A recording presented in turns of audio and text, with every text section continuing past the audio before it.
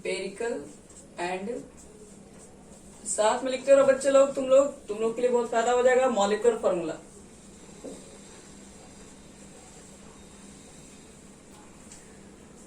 अब देखो ये एम्पेरिकल फॉर्मूला क्या होता है,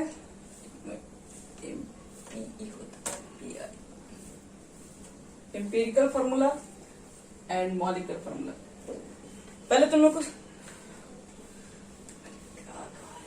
हाँ देख रहे तब अंधेरा अभी हो जाता है, तुम ही लोग का नया था सब। आओ चलो देखो, गूगल वाले कंपनी से तुम लोग बोलो थोड़ा ऐप थोड़ा ठीक करवाने के लिए। देखो तो एम्पेरिकल में क्या होता है सबसे पहले समझा रहे हैं। जैसे मान लो, पहले बताओ तो तुम लोग ग्लूकोज का मॉलिक्यूलर फॉर्मूला कितना होता है?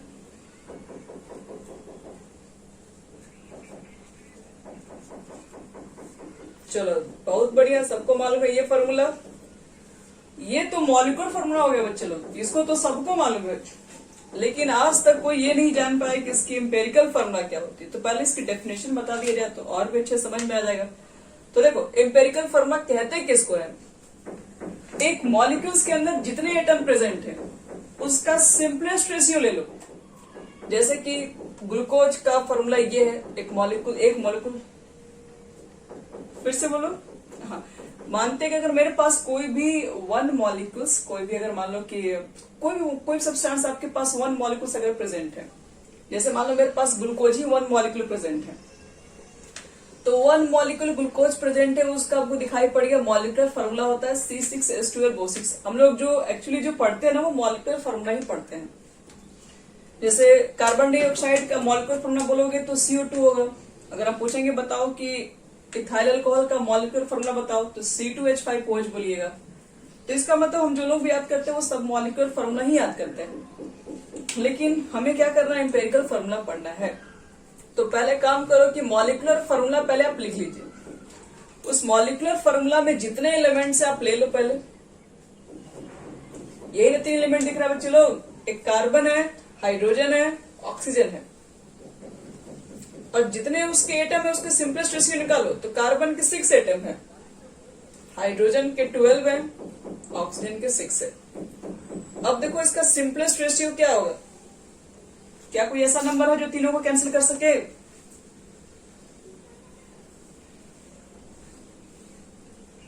हमको तो 6 ही लग रहा है कैंसिल कर देगा सबको। तो 1 2 1। तो अब यहां से बच्चे लोग जो निकलेगा वो बनेगा एम्पेरिकल फॉर्मूला। अब निकलेगा क्या, तो कार्बन फाइनल कितना हो गया कैंसिल होने के बाद 1। हाइड्रोजन कितना हो गया बच्चे लोग 2, ऑक्सीजन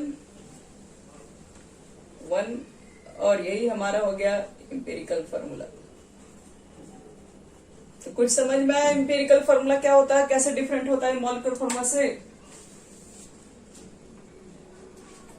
एम्पेरिकल फॉर्मूला अगर कहा जाए कि इसकी डेफिनेशन बताया जाए क्या होगा, तो एक कंपाउंड्स के अंदर जो भी आपके पास एटम प्रेजेंट होते हैं उनका जो सिंपलेस्ट रेशियो होगा, ठीक है, उसी को बोलते हैं क्या, उसी को कहा जाता है एम्पेरिकल फॉर्मूला। यानी कंपाउंड्स के अंदर जितने नंबर ऑफ एटम्स होंगे, एक मिनट रहिए हम समझ गए हैं, एक कंपाउंड्स के अंदर जितने नंबर ऑफ एटम्स होंगे उस एटम्स का जब सिंपलेस्ट रेशियो लेंगे तो क्या बनेगा, एम्पेरिकल फॉर्मूला बनेगा। मॉलिक्यूलर फॉर्मूला क्या होगा, एक कंपाउंड्स के अंदर जो एग्जैक्ट नंबर ऑफ जो एटम दिखते हैं वही उसका मॉलिक्यूलर फॉर्मूला है, उसमें कोई चेंजिंग नहीं होता है। यानी कि एम्पेरिकल के लिए मुझे सिंपलेस्ट फॉर्मूला याद रखना पड़ेगा, और मॉलिक्यूलर के लिए जो एग्जैक्ट नंबर ऑफ एटम्स जो दिखते हैं वही हमें याद रखने की जरूरत है बस। अब देखो एक क्वेश्चन दे रहे, तुम लोग बताना कि इसका एम्पेरिकल फॉर्मूला क्या होगा। एसिटिक एसिड का नाम सुने हो तुम लोग? फॉर्मूला किसी को याद है मॉलिक्यूलर फॉर्मूला? चलो वेरी गुड, ये तो बच्चे लोग मॉलिक्यूलर फॉर्मूला है। अब बताओ तो इसका एम्पेरिकल फॉर्मूला क्या होगा। कार्बन कितने, 1, हाइड्रोजन, ऑक्सीजन। कार्बन कितना लिख दें कार्बन के नीचे, हाइड्रोजन चेक करो, ऑक्सीजन। चलो ऐसा कौन सा नंबर है जो ये तीनों नंबर को डिवाइड कर सकता है? बस बस 1 और थोड़ा बड़ा बढ़ोगे तो आ जाएगा 2 भी आ जाएगा। तो क्या लगता है बच्चे लोग, इसका क्या आना चाहिए एम्पेरिकल फॉर्मूला, बोलो।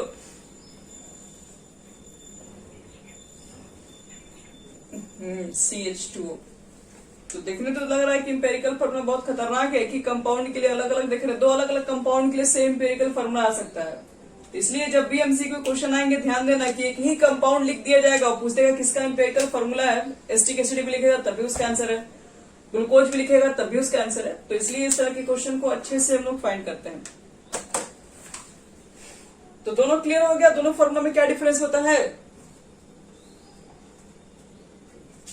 चलो अब बताते हैं, अब दोनों के बीच में देखो रिलेशन बताते हैं, दोनों में रिलेशन क्या है। एम्पेरिकल फॉर्मूला और मॉलिक्यूलर फॉर्मूला में कुछ तो रिलेशन है, तो देखा जाए। C6H12O6 ये था मॉलिक्यूलर फॉर्मूला और मैंने इसको लिखा था CH2O, ये था एम्पेरिकल फॉर्मूला इस ग्लूकोज का। अब थोड़ा इसको थोड़ा ध्यान समझना, ये मॉलिक्यूलर फॉर्मूला शॉर्ट में, ये एम्पेरिकल फॉर्मूला। मुझे लगता है कि अगर हम यहाँ 6 से मल्टीप्लाई कर दें तो देखो तो दोनों इक्वल हो जाएगा कि नहीं।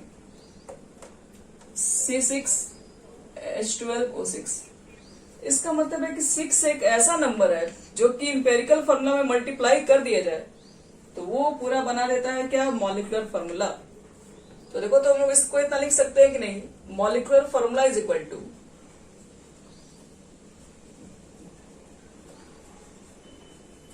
ये जो 6 है मुझे क्या मालूम 6 क्या है, तो आप क्या है लिखो N इंटू एम्पेरिकल, एक मिनट में क्या कर रहा है इसको, ठीक है बच्चे लोग, N इंटू क्या लिखेंगे, एम्पेरिकल फॉर्मूला लिख सकते हैं ना। चलो तो ये एक क्या क्या फिर से बोलो, ये n की जगह पर है। अब वो n कैसे फाइंड आउट करेंगे, हमें कैसे मालूम चलेगा वो नंबर 6 है, उसके लिए भी बता रहे हैं रूल क्या है।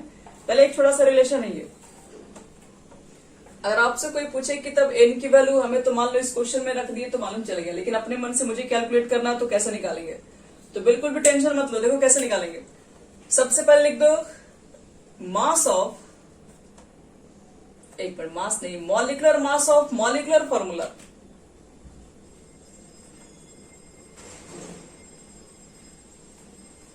Molecular mass of molecular formula,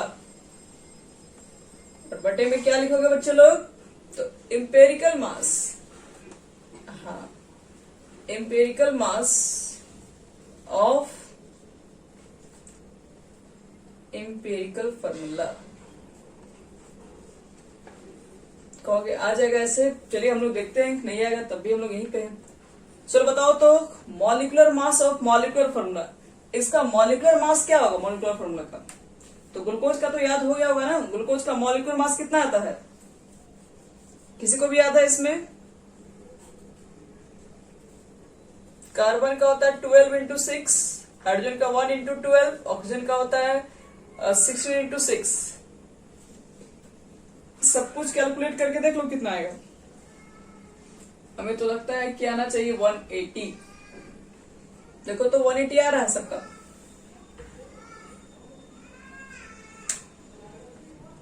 आ रहा है तो ठीक है, नहीं तो ठीक नहीं है। चलो गुड, अब मुझे इसका बताओ तो एम्पेरिकल फॉर्मूला का मॉलिक्यूलर मास कितना होगा, एक मिनट चाहिए चालू कर ले, molecular mass of empirical formula बताओ कितना होगा,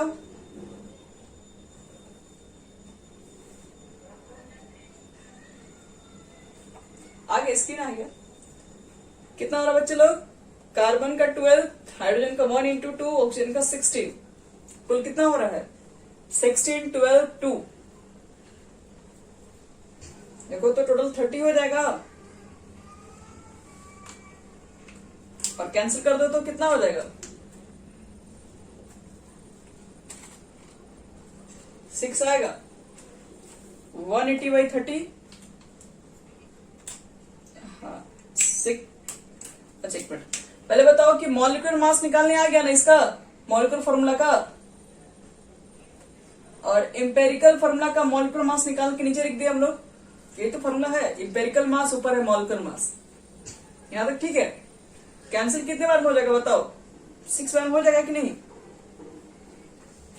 तो यही ना हम लोग 6 से मल्टीप्लाई किए थे उस रिलेशन में, 6 से मल्टीप्लाई करने के बाद इक्वल हो गया था कि नहीं? तो अगर मुझे वो नंबर चाहिए, मुझे n की वैल्यू चाहिए, तो n की वैल्यू कहां से फाइंड करेंगे? तो क्या हार्ड क्वेश्चन थोड़ी ना। n की वैल्यू को फाइंड करने के लिए हमको क्या करना पड़ेगा? सबसे पहले उसका मॉलिक्यूलर फॉर्मूला का मॉलिक्यूलर मास ऊपर पुट कर दिया जाएगा, और एम्पेरिकल फॉर्मूला का एम्पेरिकल मास नीचे कैंसिल कर दो, जो आएगा n का वैल्यू हो जाएगा। ठीक है यहां तक? तो चलो एक क्वेश्चन बनाते हैं, एक न्यूमेरिकल सिस्टम बना लेते हैं, उसके बाद ये टॉपिक भी हो जाएगा हमारा कंप्लीट।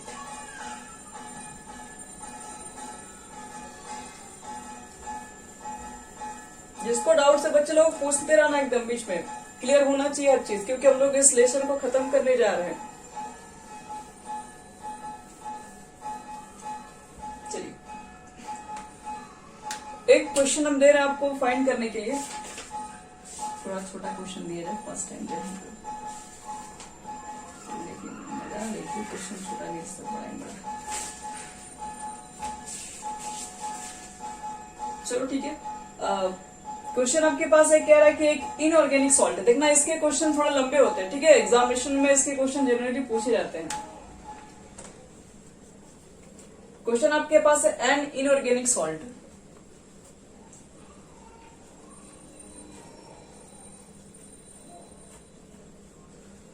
एक मिनट,